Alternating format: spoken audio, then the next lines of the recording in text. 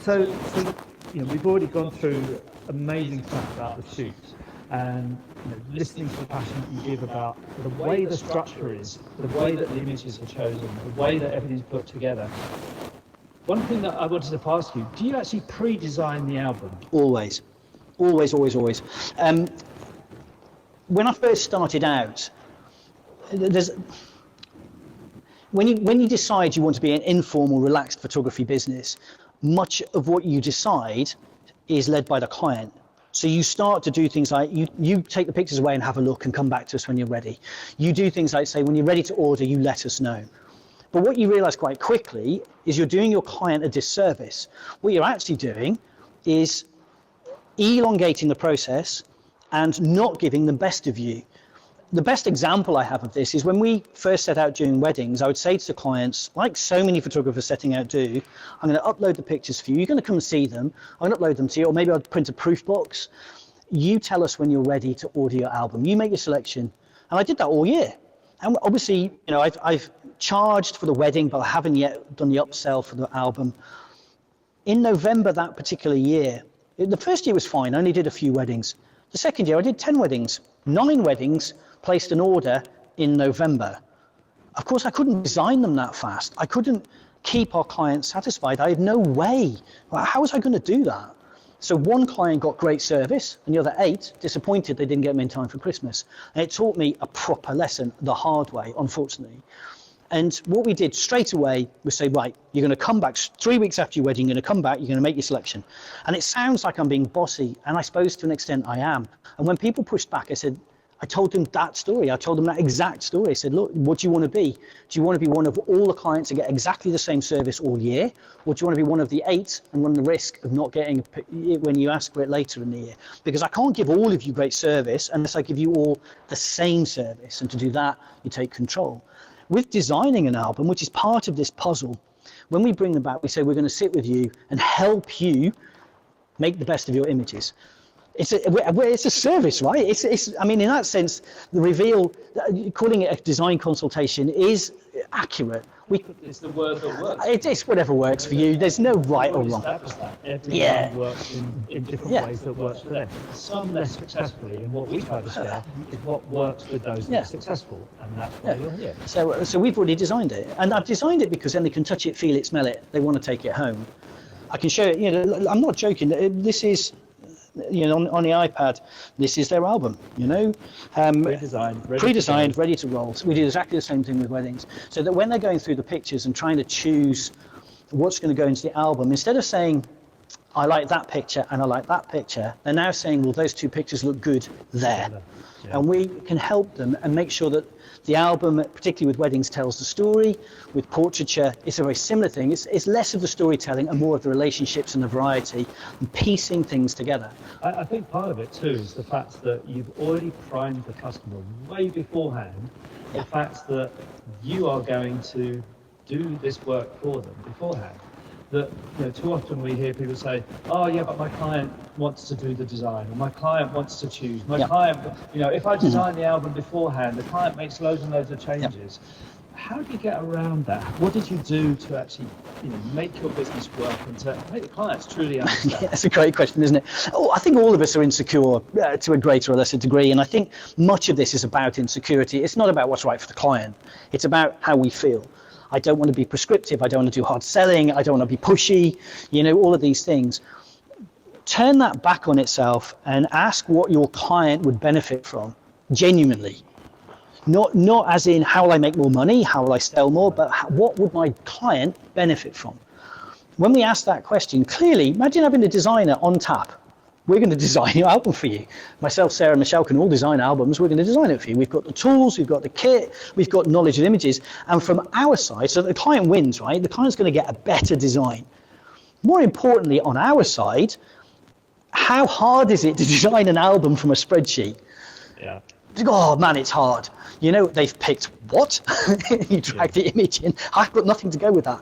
Whereas when we're working, we've got all of the images in front of us to the point where if Sarah says, you know, because it's quite late in our workflow that we do the album design. Sarah may well say, do you know what, Paul, can you just add this image into the mix for me? Because it would balance off this one. We have the power to add an image that was initially not considered necessarily one that was going to get selected, but I can bring it back because it will fit perfectly in the layout. And if there's a truism with album design, is images look different when they're put on the page. You know, an image that and sometimes an image that's it's nice, but it's not all that, and you place it next to another image, and the two of them pop. Or it becomes a background. Or a background, of course. I think, and that's one of the things, because we're very lucky enough to be joined by all of our customers from the United States as well. We're quite different here. I spent a long time in America, and I love the fact that when you find a good salesperson, they truly want to help you. Here, we find it very difficult to be sold. We feel like it's a pressure, and we back off a little bit, don't we? It's a British thing. It is. And I think finding that balance between giving people the best service that you possibly can, making the best sales out of it, without being that used car salesman that we all love to hate. Yeah, well, I'm really honest about it now, and it took me a while to get there. You know, the trouble with this stuff, isn't it, is when you're heading out down that road, there's all of these forks in the road and you don't know which way to turn, but when you look back like I am now, it feels like I took this linear path. Of course I didn't. We tried things, we experimented, we worked out what works for my company, my character, my signature. And so one thing I do in the briefing, before my laptop died, I'd have got to it, is I sit them down and I say, we're going to show you a slideshow. I'm going to show you a slideshow. I am going to show you a slideshow. We're going to have soft music. Soft lights, candles, coffee, tea. I said, the slideshow, the nickname in the studio, we call it the wallet softener. I laugh about it. I said, it's as soft as the leather on his albums by the time we finished, because you're going to see pictures that you just want to buy and I'm going to sell them to you. I'm really honest about it, but I'm laughing. I'm not pushing, but I'm just reinforcing that I'm a business. Now, my business happens to be selling a really nice experience and beautiful imagery, but just like a restaurant is exactly the same, a fine dining restaurant. And we kind of worked that out. And so what we've done, and I think this is what you have to do, maybe I'm wrong, maybe people will tell me I'm wrong, but I think what you have to do is figure out the character of your business and then work around that. That our business is energetic, it's very huggy, you know, I'm missing that. I'm at 2 meters distance, you know, nice to see you. Obviously we can't shoot just at the moment anyway, but the energy and the pulse of our business, you've seen from my presentation, it's quick. You know, there's a lot of drive in there. And so what I've learned to do is, as I'm shooting, I'm laughing with the client saying, that would look amazing, really big, you know, and laugh. And the guy's like, you're just selling to me. And I said, I am. Absolutely. I mean, what is it Jerry Jones says, who's joining us a little bit later on? You know, my job is to create the most incredible experience for you, to capture and show you the most amazing photographs. Your job is not to want to buy all of them. Your job is to say no. My job is to encourage you, and your job is to say no. Softening your wallet. That's right. Yeah, that's exactly what I do. There's ways and means that you can get people to fall in love with everything that you're doing and absolutely want to buy them. And I think that's what's key to pretty much everything that we've done over the last 2 days so far, and it's going to carry on today. It's understanding your client beforehand. Giving them the best service before they come, during the shoots and afterwards as well, because you cannot put a price on great service, can you? No, not at all. Put a price on a magazine, on a book, and that's why it's not the vehicle to put your photographs in the value, is it? It's really important. And tomorrow, a studio could set up next to me and sell your product. So where's my edge now? You know, I love it. Don't get me wrong. I love this product, and I've used it, 10, 14 years, however long I've used this product for. And I absolutely adore it. But it's not what I'm selling. You know, I pick up the portfolios. What's this? Subrice. I've got it upside down. Your name again, laser etched. And I do this for the client. You know, it's tactile, it's touchy-feely. And much as I watched with interest the interview yesterday with Maurizio and the guy from the economic side of things and the predictions, brilliant. Probably for us, though, I'm going to remain a Le Manoir style destination, you know, fine dining destination photographer. You're going to come to us because that's how I give you something special. And yes, there, you know, things like the portfolio, for instance, we didn't talk about it. But I use this is another device, although the album is what I would sell. We use, like I said, it's an original wedding book. There's nothing, I'm not using your new technology. I don't do the thin paper style books simply because it's very close to what you could get in a bookshop. Whereas when you pick up a wedding album, the original wedding book for me, it's that fine brandy glass, right? It's solid. It was the original. Yeah, and it's never, for me, it's never been bettered because it says it's different. People put this and they treasure it, you know. And one lady, we had one poor lady, her best friend came around, she just had a wedding album with a crystal glance cover, and she got it out to show her best friend. And we got the phone call after this, and she said her best friend looked at this album, said it's beautiful, and she stroked it like that with the back of her hand with a diamond ring on. And there's this big scraping sound. It was only a few days old. We fixed it. We fixed it. Of course we did. Anyway, the portfolio, we use these because although I'm, we're a destination, you're going to come to us, we still have clients say, listen, I need this quick, or more likely, I want this quick. Yeah. So we actually keep a stock of these in the studio now. I keep the portfolio and we keep a supply of mounts in the studio. Ready to go. Yep. Bang. They're branded up because we don't put the client's name on our product on the packaging. We put my name because this is a Paul Wilkinson product, so that's fine. We keep 3 or 4 of these. We keep a 10. I think we keep a 10 mat, a couple of the 10 mats and a couple of the 15 mats, and we keep a supply of mats. And if I need to, I can fine art print because all of my competition work I print in the studio, so I can run that overnight. They can have competition grade fine art printing straight out of my studio tomorrow morning. Admittedly, it's going to take some caffeine and a late night, but it's not a problem. But and then it gives the service again. I'm solving a problem. I'm solving the problem that they want it now. In terms of files, the one that we're careful with files, I talked a little bit about the fact that if I need to, I'll add the files in. We give people the files that are in the album. They're printable to A4. They're not printable huge. You don't sell the files, do you? I can. I do have them on the price list quietly when I need to. But you actually make sure that it's the print. You Yeah, give them the files that are related to the At the end of the day, I'm also a headshot photographer and a commercial photographer, so I'm well adept at selling files when I need to.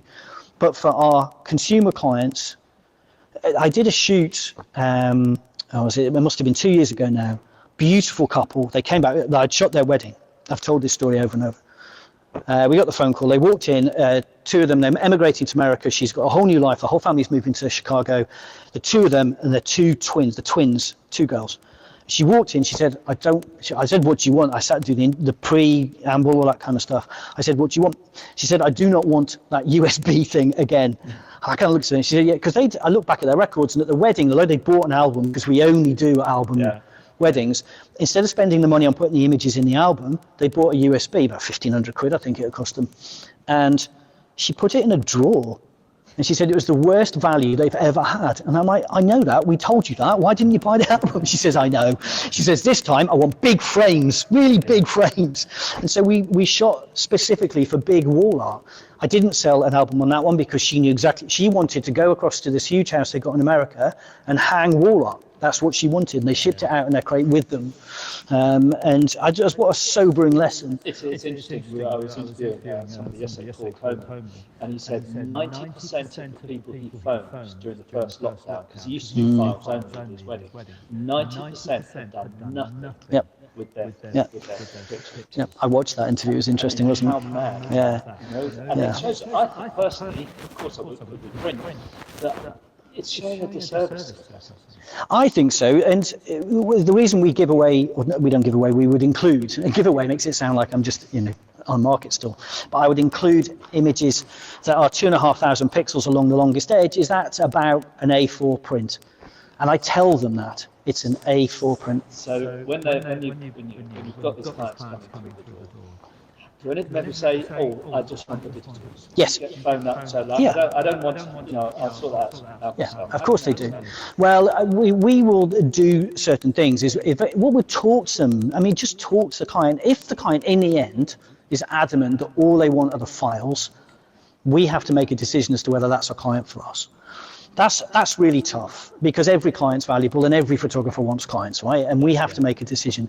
But if there's one thing we do know in the business is if we have a client who we don't engage with well, that's going to cause us more grief than being honest up front and saying, if all you want is a quick overnight and want files, probably We're not for you. Well, it often comes to bite you, doesn't it? Yeah. Oh, yeah. It'll come back later. So we educate throughout. We use the album. What we would always say is, look, what about an album? Having gone through all this effort. One of the things that I know that you're keen is you've evolved your business regularly. One of the things we're going to share in a second is about what we've done over the last, actually during the last year, internally to completely restructure the business and also to add features and benefits into you. For instance, often people don't realise that we had our own booze development. The first boost we had didn't survive. Yeah. So from the ecological point of view, what we're doing from the HD printing from an ecological point of view, moving away from RF4 printing, but also with inside the factory itself. And I know they're going to share something very shortly now about all the work that we've done during the lockdown periods to improve the factory, to give you more to say, really. So look, this is vegan, for instance. Yeah. There's no Yeah. yeah. When you need to start to talk to that, the fact that our printing, we have it verified that it'll last for 300 years, whereas old school photographic print just won't. So for us, it's how can we give you more? Now, most people, they don't care. We care massively, and it's to give you those solutions. And is that something that you found helps, or is it something that adds in? Like the lifetime warranty on the bike? Yeah. I mean, obviously, lifetime warranties, I sell that. I mean, I say to the client, with an album, you'll get it forever. And if it goes wrong, give it back to me and I'll make sure you've got it back forever. So we're going to come back to that. We're going to talk about the HD printing, the glues and everything in a second. And then we'll come back to you. We're going to talk further about marketing, we're going to talk about adverts and talk about stuff like that. Yep. But I want to talk to you about something completely different, which is cruise ships. Yes. Now, we know that there's a lot of our photographers, Scott Johnson, Lee Hatherall, the now CEO of the BIPP, Martin Baines, Andrew Younger, that all started their life as a cruise ship photographer. But you didn't, but you became a cruise ship photographer, didn't you? And it's one of the things that I know you use our magazines in production, and did that start because of the cruise ships? I believe there was a part of that was involved with the cruise ships. The magazine side? Yeah. Yeah.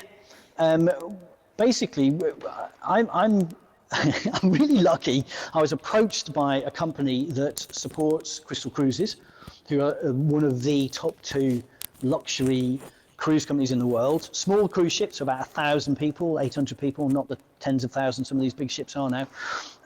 Very bespoke. It's like, I talk about Le Manoir, this amazing restaurant that Raymond Blanc has down the road from us. It's like that, but on the sea. Right. The company came and met us, liked the way me and Sarah were, and invited me to become one of their master photographers. So, somewhat surprisingly, I suddenly found myself on a ship, a beautiful, big, white ship. And what we learned quite quickly is it was really useful because I pitch for work on there. I work on the ship more or less as I work at our studio. It's bespoke. It's luxurious, it's an experience, but I still have to sell my services. I still have to encourage the clientele from the cruise to come and be photographed by me. And what we looked at, we had slideshows on all the screens, I'm interviewed on the TV, but actually when we watched people interacting with the space they gave us on the ship to look at our work, is we realized it would be really good for them to have something they could literally, it comes back to tactility, it comes back to quality, it comes back to that sense, if you book at a really beautiful hotel and they send you a really nice letter, it's a really nice folder and it feels great, it just is, oh yeah, I'm really looking forward to this now. It's an affirmation, it's a reaffirmation that it's going to be incredible. And we use the magazines like that. When you pick them up, we use the soft touch. Yeah. It's taken me a minute to learn how to design them so that the gutter is where I want it to be and I haven't dropped things into the fold. These are our portrait magazines, but we do exactly the same thing now. We learnt it from doing it for Crystal Cruises, and we now do this in the studio. Right. So if somebody rings and books or emails and books, if they want information, we send out one of these, and they're beautiful. Again, it comes back to that. The minute you interact with us, we're serious. Yeah. You're going to trust we're going to take great pictures. You're going to trust we're going to take great care of you. But we're a business. It's not free. You're not doing it. I mean, we're doing it for fun, but ultimately, I we're love just it. here to pay the mortgage, Yeah, yeah, here to yeah. pay the bills, put the kids through school, and everything else that we do. And sometimes, you know, we do have people say, "Oh, you know, I'm afraid to charge for that." You know, and it's like, "Oh, I don't do that." You're here to earn a living, and that's the key thing about it. The thing about not charging for stuff is you can do stuff for free. I don't, you know, Well, you do work with charities as yeah, well, I do. don't I you? do. We support the hearing dogs, and we do various bits and pieces as well. Because you don't do dog photography. I That's don't not do. your No, I'm not a dog photographer.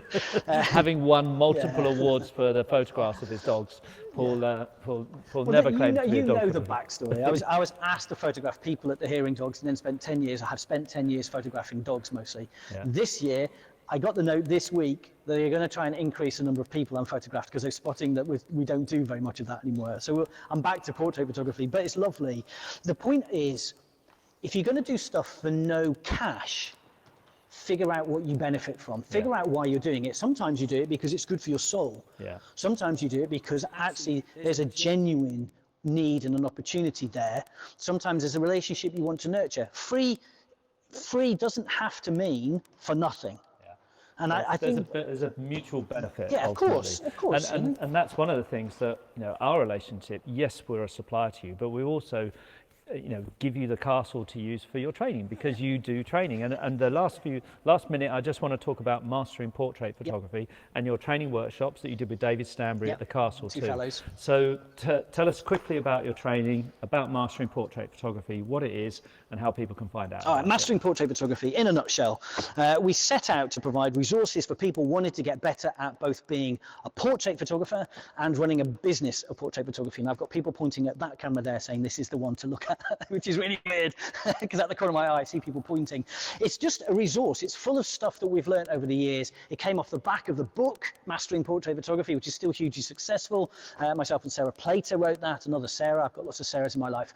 Mastering Portrait Photography it's rich, full of resources. Some of it's about technique, some of it's just stories, some of it's about business, some of it's about post-production. It's free. We're trying to keep it free as much as we can. I have started to sell a few bits and pieces because actually I fund it. So at the moment, you know, your room sets, don't you? the room sets, yeah, you saw on the slideshow. People can buy those. How much were they? £5 each. £5 a room set to show your photographs in a beautiful room set, and you can adjust the lighting in it and the colours of the wallpaper, Trust me, all sorts. the uplift from showing your work as it could look is incredible. It doesn't have to be complicated. It can be really simple.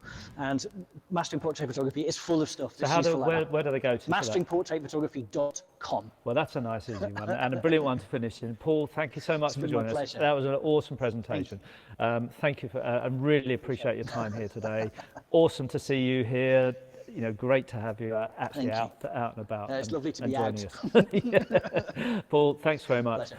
We'll be back a little bit later on with Russ Jackson, and in the meantime, I know that we've got the photo critique coming up, so looking forward to hearing and seeing all about that too.